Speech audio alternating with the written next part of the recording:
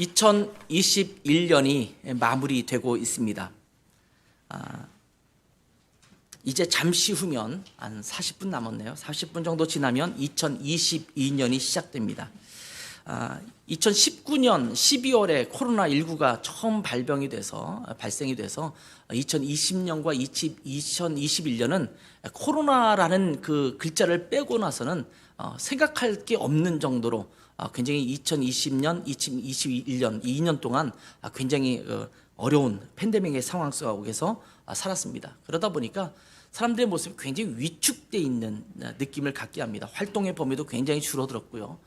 전 세계를 오가는 수많은 비행기 편들이 굉장히 많이 다 끝났죠. 그래서 작년에 저희가 독일을 2번 왔다 갔다 했는데 그때도 굉장히 힘들었습니다. 자꾸 비행기 캔슬되고 또 바꾸라고 그러고 이 비행기 안 뜨니까 다른 공항으로 가라고 그러고, 제가 독일 안에서도 제 아들도 군대를 가야 되는데 그래서 할 수 없이 또 군대도 미뤘다는 거 아닙니까? 입대를. 저희가 원하는 게 아니라 비행기 스케줄이 갑자기 캔슬이 되니까 입대 날짜에 맞출 수 없는 거예요. 그래서 입대 날짜도 바뀌게 되고 병무청에 다 이야기를 해서 바꾸게 되고, 이런 상황들을 겪게 되는 아주 혼돈의 시대를 저희가 2020년, 2021년 2해 동안 겪게 되었습니다. 그래서 보니까 사람들이 굉장히 뭔가 눌려있는 느낌을 갖게 됩니다. 표정도 좀 덜 밝은 것 같고요. 화통하게 웃고 떠들고 함께 막 으쌰으쌰하는 그런 분위기들은 굉장히 없어진 것 같습니다. 물론 어떤 측면에서는 좋은 측면도 없지 않아 있기는 한 것 같아요. 이게 직장 다니시는 분들 보면 회식이 없어 좋다, 이렇게 말하는 분도 있어요. 뭐 끝까지 회식을 주장하는 분도 특별히 윗분 중에서는 있을지 모르지만, 그렇지 않은 분들은 회식 없으니까 일찍 집에 갈 수 있고 그러니까 너무 편하다, 이렇게 말하는 분도 있지만, 그럼에도 불구하고 굉장히 우리의 삶의 모습들은 위축되고 또 이렇게 가라앉아 있는 그런 분위기가 되는 것 같습니다. 그래서 보다 활기 있는 삶이 되살아나고 또 일상이 회복되는 2022년을 우리는 기대할 수밖에 없죠. 하나님, 2022년에는 코로나19가 종식되게 도와주십시오.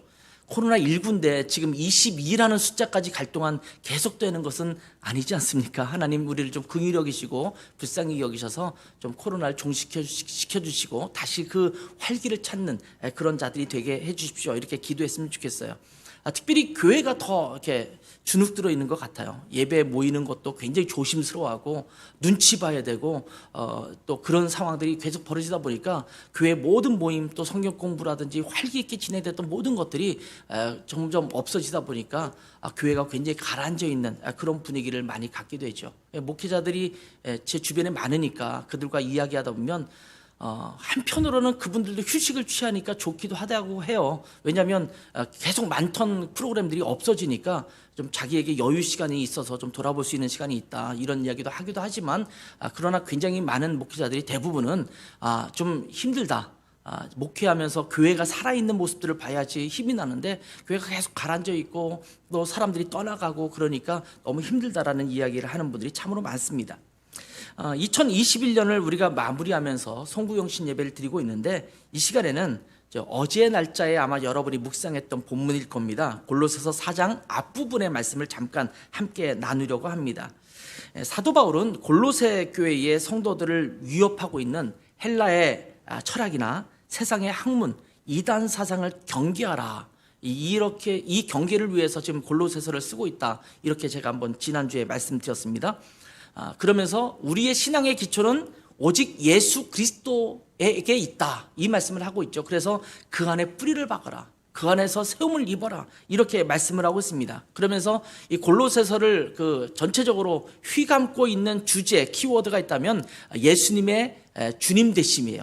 예수 그리스도가 우리의 주님 되신다. 만물의, 우주 만물의 모든 것의 주관자가 되시고 주인 되신다.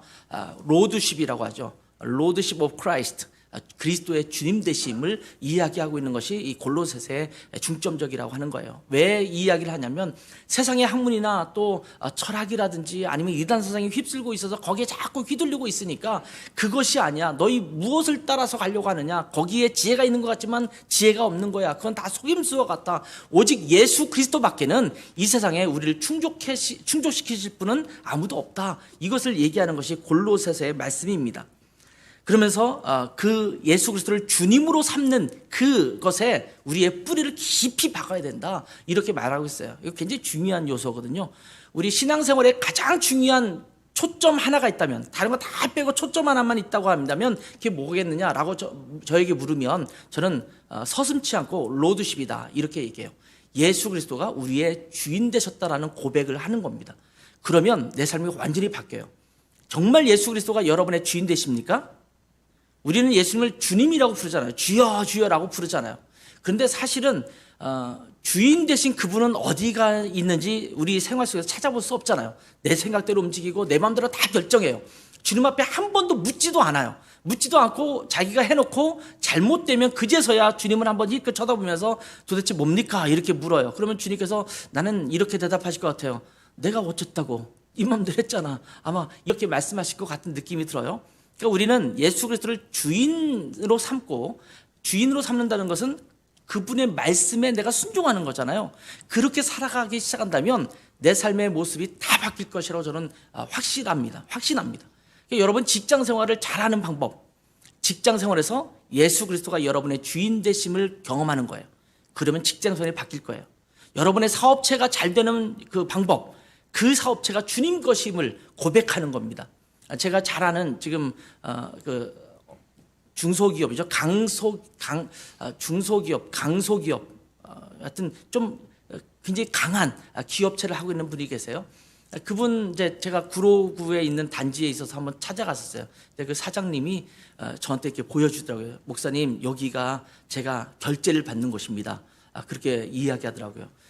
그래서 이 결제가 도대체 뭡니까? 그랬더니 조그만 쪽방을 하나, 사장실 옆에 쪽방을 하나 만들어놨어요. 거기 보니까 이렇게 의자가 있고 이렇게 방석이 있고 탁자가 하나 놓여져 있어요.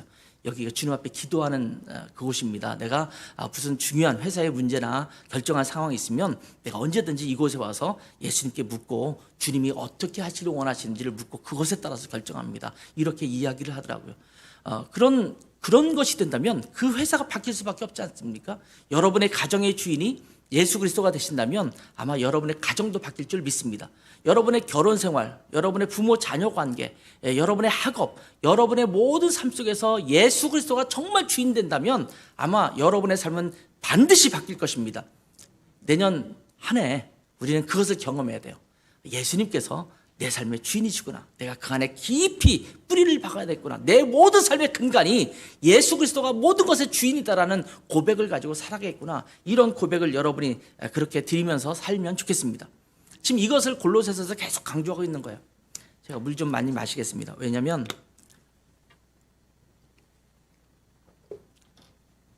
제가 약을 좀 이게 목이 안 좋아서 약을 먹고 있는데 그 약을 먹으니까 계속 입이 건조해서 마치 스펀지처럼 건조해졌어요. 근데 자꾸 물을 마셔도 죄송합니다. 그러니까 이해해 주시면 좋겠어요. 괜찮죠? 제가 침례교 목사라서 물을 많이 마십니다. 이 강조를 하고 나서 이제 마무리를 짓는 내용이 오늘 본문의 내용이에요. 근데 수많은 굉장히 중요한 그 메시지를 딱 전하고 나서 이 마무리를 지으면서 몇 가지의 당부 사항을 말씀하고 있습니다. 두 가지 당부를 이야기하고 있는데 이 두 가지를 우리가 한번 기억하면서 우리가 그러면 내년을 위해서 어떻게 살아갈 것인지를 한번 방향 지었으면 좋겠다라는 생각이 듭니다. 그 첫 번째는 뭐냐면 깨어 있어 기도하라는 것입니다. 깨어 있어서 기도해라. 2절에 보면 기도를 계속하고 기도에 감사함으로 깨어 있으라 이렇게 말씀하고 있습니다. 우리가 예수 그리스도를 주인으로 삼으면 우리의 옛삶을 벗어버리고 이제 새로운 삶을 살아가게 됩니다. 그렇죠? 예수님을 믿는 사람이라면 반드시 새로운 삶을 살게 되어 있습니다. 변화되지 않은 그리스도인은 있을 수 없습니다. 변화되지 않았다면 그는 그리스도인이 아닙니다. 예수 그리스도가 그분의 구세주가 되어주시고 주인 되셨다면 그 삶은 반드시 바뀌게 되어 있습니다. 바뀌지 않는 이유는 딱 한 가지예요. 아직도 내 마음대로 살기 때문이에요. 옛삶을 그대로 살고 있기 때문입니다. 그래서 골로새서 3장에 보면 땅의 것을 버리고 위의 것을 찾으라 이렇게 말씀하고 있죠. 또 하나는 옛사람을 벗어버리고 새 사람을 입으라. 이 두 가지로 지금 말씀하고 있어요. 위의 것을 찾고 땅의 것을 버려라. 그리고 새 사람을 입고 옛사람을 벗어버려라.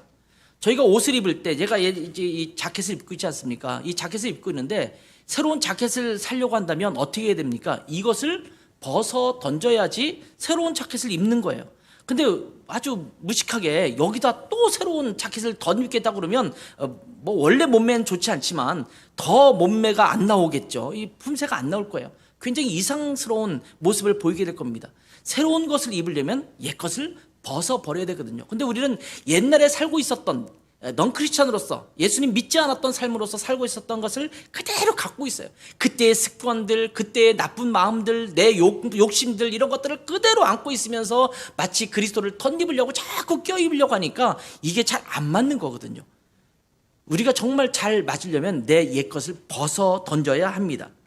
그 옛 사람들 또는 땅의 것이 뭐냐면 3장에 보면 음란과 부정과 사욕과 악한 정욕과 탐심 그리고 분함과 노여움과 악의와 비방과 우리 입에 부끄러운 말, 거짓말 이런 것들이 3장에 보면 쭉 열거되고 있습니다. 이것이 옛 것들이에요. 지금 쭉 열거하는데도 별로 좋지 않은 단어들이죠. 이 단어를 들으면서 굉장히 기분 좋아하시는 분은 없잖아요.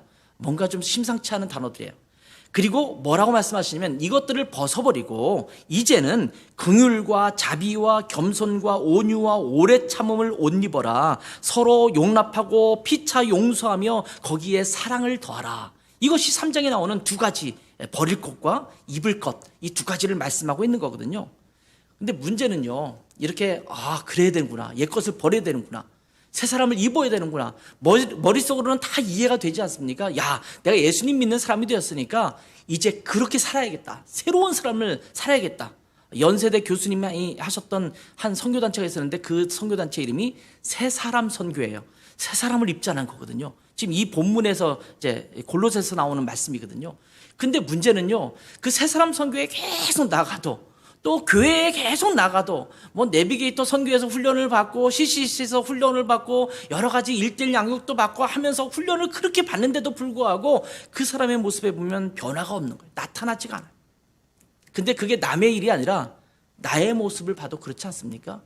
주님 앞에 계속 하나님 내가 또 실수했네요. 또 내가 넘어졌네요. 아직도 주님보다는 내 욕심과 내 생각대로 살아가고 있는 이 내 몸이 있네요. 이런 것들을 계속 고백하면서도 한탄하면서도 근데 돌아보면 안 바뀌어요. 좀 언젠가 은혜 받은 것 같아서 눈물 콧물 흘리면 한 작심삼일처럼 한 3, 4일은 좀 막 그럴 것 같은데 자꾸 남편이 나를 긁고 아내가 나를 긁고 자녀가 나를 긁고 부모님이 나를 힘들게 하고 뭐 이런 상황이 발생하지 않습니까? 그러면 그것이 안 되는 거예요. 자꾸 역정이 나고 부정한 말들, 부끄러운 말들 이런 것들을 하는 것이 우리의 모습이라는 것입니다. 그리스도인다운 성품 이것을 갖추는 것이 쉽지가 않습니다. 근데 이것은요 절대로 자기의 노력으로 이루어지지 않습니다. 기독교는요, 내가 내 마음을 선하게 갖고 또 선행을 하고 또 성품을 좋게 다듬는 것을 애쓰고 노력하는 종교가 아닙니다. 기독교는 그것을 애쓰는 것이 아니라 그것을 받는 종교예요. 하늘로부터 내가 덧입는 종교예요. 이러한 성품은 오직 성령의 능력으로만 가능한 겁니다. 내 노력으로 될 수 있으면 참 좋을 것 같은데 안 되는 거거든요. 근데 참 신기한 것은 성령님께서 나를 주장하기 시작하시면, 나를 붙들고 있으면 나도 모르게 거기에 따라서 내 그런 삶의 모습이 드러나기 시작해요. 그러니까 우리가 애쓰고 노력할 것은 내가 착하게 살아야지, 뭐 좋은 말을 해야지, 긍휼을 베풀어야지, 자비를 베풀어야지 라고 애쓰고 노력하는 것이 아니라 성령님께서 나를 온전히 붙들도록 성령님 나를 붙들어 주십시오. 나를 세워주십시오. 나를 다스려 주십시오. 이 고백과 이 기도를 끊임없이 드리는 것이 필요합니다. 성령님께서 나를 붙드시면 내 삶이 바뀔 줄 믿습니다. 그래야 되는 거예요. 성령의 능력으로만 가능한 겁니다. 세상의 풍조에 휩쓸리지 않기를 원하는데 계속 세상의 소리가 들려오면서 욕심이 생기잖아요. 얼마 전에 누군가가 그런 얘기를 하더라고요. 뭐 어떤 비트코인은 아닌데 그런 비슷한 뭐가 있나 봐요. 거기 투자하면 조금 있으면 뭐 몇 배가 뛴다고. 목사님도 그걸 한번 해보세요. 있는 돈이 있으면 좀 끌어 모아서 한번 해보세요. 조금 1, 2년 지나면 벌써 몇 배가 뛸 거예요. 몇 배가 아니에요. 10배, 100배도 뛸 수 있어요. 마지막 타는 곳이니까 지금 빨리 신청하세요. 어떤 또 분이 그렇게 말씀하시더라고요. 신실한 기독교인이시고 선교사님이신데 그런 말씀을 하세요. 그러니 제 마음이 어떻겠어요? 그런 게 있어요? 한번 해볼까? 우리 집에 얼마나 있지? 자꾸 휩쓸리게 돼 있잖아요. 뭔가 투자하고 뭔가 좀 내가 해놓으면 그 다음에 뭔가 더 부풀려질 것이라고 하는 것을 자꾸 끊임없이 가지면서 거기에 따라가는 거예요. 근데 참 신기한 것은 그리스도인의 삶을 살아갈 때는요, 그것이 하찮은 것처럼 보일 때가 많거든요. 근데 내가 이곳을 자꾸 놓치면 자꾸 이곳에 또 욕심이 생겨요. 그러면서 내가 그것을 따라가게 되는 거예요. 우리가 그리스도인다운 삶을 살려면 그렇기 때문에 계속해서 끊임없이 하나님 앞에 기도해야 합니다. 정신을 바짝 차리고 기도해야 합니다. 저는 여러분 투자하는 것을 잘못됐다고 말씀드리는 게 아니에요. 우리가 사업도 하고 이 세상에 살아가는데 어떻게 투자를 안 하고 살 수 있어요? 투자도 하고 사업도 할 수 있고 다 할 수 있어요. 근데 그냥 하지 말고 세상의 욕심을 따라 하지 말고 정신을 바짝 차리고 하나님 앞에 기도하고 하나님의 지혜를 구하고 그렇게 하면 괜찮아요.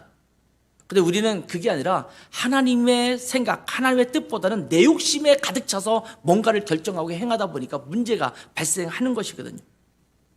우리가 행할 길을 알려주고 그 방향을 제시해 주는 것은 뭐냐면 하나님의 말씀입니다. 우리가 어떻게 살 것인지, 어떤 방향으로 할 것인지는 이 하나님의 말씀이 우리 가운데 끊임없이 제시해 주고 있습니다. 그 문장이 아마 있을 거예요. 그렇지만 이 하나님의 말씀을 잘 지켜서 세상에 휩쓸리지 않고 그리스도인다운 삶을 살아갈 수 있도록 능력을 공급하는 것은 뭐냐? 그것은 기도예요. 그래서 이 두 가지가 다 필요해요. 기도만 하는 사람은요, 방향을 잃어버려요.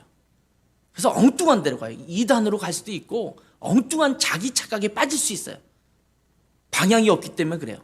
근데 말씀만 또 드립다 연구하고 공부하고 묵상하는 사람들은 뭔가 머릿속에 드는 건 많은데 그것을 삶 속에서 실현할 수 있는 능력이 없어요.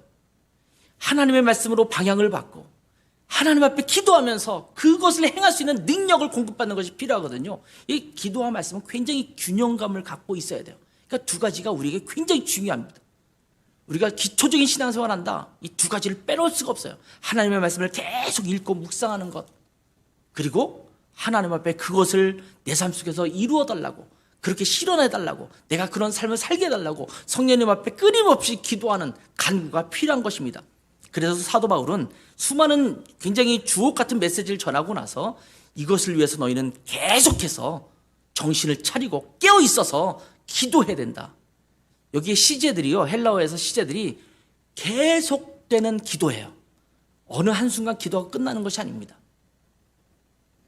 기도에 대한 당부를 하면서 바울은 자신의 전도와 말씀 사역을 위한 기도 제목도 부탁하고 있습니다. 3절과 4절을 볼까요? 또한 우리를 위하여 기도하되 하나님이 전도할 문을 우리에게 열어주사 그리스도의 비밀을 말하게 하시기를 구하라. 내가 이 일 때문에 매임을 당하였노라. 그리하면 내가 마땅히 할 말로써 이 비밀을 나타내리라. 여기 보면 전도의 문을 열어주셔서 그리스도의 비밀을 좀 사람들에게 알리게 해달라고 기도하고 있습니다. 그러면서 내가 이를 위해서 매임을 얻었다. 지금 바울 사도는 로마의 감옥에 갇혀 있습니다. 로마의 감옥에 1차, 2차 이렇게 감옥에 갇혀 있는데 아마 이때는 1차로 갇혀 있던 그런 때인 것 같아요. 복음을 전하는 것 때문에 나는 이 매임을 받았다. 이렇게 말하고 있는 겁니다. 그러면서 내게 전도할 문을 열어달라고 기도해라. 이 전도할 문이라고 우리나라 성경에는 번역됐는데 이것을 헬라의 원어로 보면 말씀의 문입니다. 말씀의 문을 열어달라고. 복음을 전하는 거죠. 복음의 말씀. 복음의 말씀을 열어달라고 기도해달라고 말하고 있습니다. 그래서 이 갇힌 상태에 있음에도 불구하고 그 상황에서 계속해서 복음을 전할 수 있는 기회가 있게 해달라고 기도하는 거거든요. 여러분, 그러다 보니까 그 안에서 어떤 열매들이 일어납니까? 굉장히 많은 사람들이 감옥에 갇혀있는 바울을 찾아와요. 그리고 바울에게서 말씀을 듣습니다. 변화된 사람이 나타나요. 그 중에 한 열매 중에 하나가 오네시모라는 사람이 아닙니까? 빌레몬의 종이었던 오네시모가 로마 감옥에 갇혀있는 이 바울을 만나서 거기서 변화돼서 하나님의 일꾼으로 바뀌는 역사가 나타납니다. 복음 전도도 말씀의 전파도 성령님의 역사가 절대적으로 필요한 부분입니다. 그렇기 때문에 기도가 그 힘을 발휘할 수 있게 만드는 것입니다. 특별히 우리는 전도에 대해서 또 복음이 증거되기 위해서 기도해야 합니다. 세계 선교를 위해서 우리가 끊임없이 기도해야 돼요. 선교사님들이 현장에서 열심히 선교하고 있는데 그분들에게 그 힘을 공급해서 사역을 감당할 수 있도록 돕는 것은 누가 해야 되냐면 고국에 있는, 한국에 있는 이 교회들이 그 일을 해야 합니다. 선교원금도 보내는 것도 해야겠지만 그들을 위해서 끊임없이 기도해야 합니다.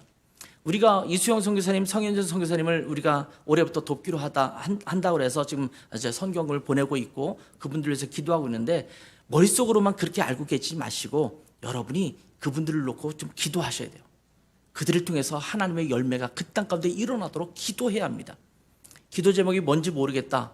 그러면 어렵지 않아요. 드레센 한인교회를 쳐서 들어가 보면 거기서 하는 사역이 얼마든지 볼 수 있거든요. 그걸 보고 여러분이 기도하는 그런 여러분 되셨으면 좋겠습니다. 뿐만 아니라 꼭 우리 교회가 후원하는 선교사님 뿐만 아니라 우리 이 세계 가운데 나가서 복음을 증거하고 있는 선교사님들 두고 함께 기도해야 합니다. 더불어서 저는 라이트하우스 김포교회가 이곳에서 전도하는 교회가 됐으면 좋겠어요. 코로나가 좀 열리면, 좀 이렇게 풀리면 구례역 앞에 나가서 기타 들고 찬양하면서 전도할까 이런 생각도 하고 있어요. 혼자라도 나가서 좀 했으면 좋겠다. 누구 한 사람 더 있으면 거기서 전도지라도 나눠주면서 전도하고 그러면 얼마나 좋을까. 아파트도 전도해볼까 생각하는데 이게 참 쉽지가 않아요. 다 문을 뭐 삐삐삐 누르고 들어가야 되는데 그걸 열 방법이 없잖아요. 우리 라인에만 이렇게 전도할 수 있는 상황밖에 없는데, 전도지를 꼽는 것만이라도 한다더라도 우리 교회 주보가 남아 있거든요. 그 주보를 가져가서 그냥 우리 라인에라도 쭉 하나씩 꼽아두면 뭐 그분들이 거기 있는 글들을 읽고 또 거기에 있는 홈페이지나 주소를 보고 와서 또 말씀을 보고 말씀을 듣고 이러면서 그들에게 복음이 전해질 수도 있거든요. 그런 일들을 통해서 우리 교회가 내년에는 전도할 문을 열어달라고 기도해야 될 줄 믿습니다. 하나님, 우리 교회를 통해서 정말 침체에 빠져있는 가난한 성도들이죠. 교회를 안 나가고 있는 성도들, 이분들이 회복되는 그런 교회가 되게 해주십시오. 또 안 믿는 사람들이 얼마나 많은지 몰라요. 젊은이들도 엄청 많은데 예수님에 대해서 별로 관심이 없는 사람들이 많거든요. 그들에게 복음을 전할 수 있는 기회를 달라고 기도해야 될 줄 믿습니다. 여러분 뿐만 아니라 여러분 주변에 있는 구원받아야 될 영혼들 있잖아요. 전도해야 될 영혼들 있지 않습니까? 목록을 적으세요. 여러분의 가족 중에도 있을 수 있고 가까이에 있는 사람, 직장에 있는 사람, 이런 사람도 있을 수 있어요. 목록을 적어놓고 그 사람의 이름을 부르시면서 하나님, 이들에게 복음이 심겨지게 도와주십시오. 전도할 문, 복음을 전할 수 있는 그 문을 열어주십시오. 이것을 기도해야 돼요. 여러분 필요하다면 우리 단톡창에도 올리세요. 하나님, 여러분 성도님, 내가 이분을 위해서 기도하고 있는데 이분이 예수님 믿고 구원받도록 기도해 주십시오. 그러면 그들을 놓고 기도할 거예요. 제가 우리 단톡창에도요, 여러 번 성도님들의 기도 제목을 알려주십시오 이렇게 얘기하는데 거의 안 올리잖아요. 개인적으로 저한테 부시는 분도 없어요. 제가 새벽 기도 때마다 우리 교회 성도들은 아직은 감사하게 성도 수가 적어서 이름 하나하나 다 열거하면서 제가 기도하거든요. 근데 문제는 기도를 하는데 그분을 위해서 구체적으로 뭘 기도해야 될지 몰라요. 그러니까 막연히 떠오르는 기도를 주님 앞에 드려요. 그것도 주님께서 주시는 마음이니까 또 그렇게 기도하는데, 기도 제목이 있으면 더 좋겠죠. 기도 제목을 올리는 거는 창피한 게 아니에요. 하나님의 능력을 덧입는 거거든요. 그래서 여러분, 내년에는 우리가 사역을 위해서, 예수 그리스도가 나의 주인 되셔서 내 삶이 바뀌는 것을 위해서, 또 전도를 위해서 계속적으로 주님 앞에 기도해야 될 줄 믿습니다. 뿐만 아니라 그것에 대한 구체적인 또 당부 하나가 더 있는데, 그게 뭐냐면 두 번째 당부는 외인들을 대할 때 지혜로 세월을 아끼라는 것입니다.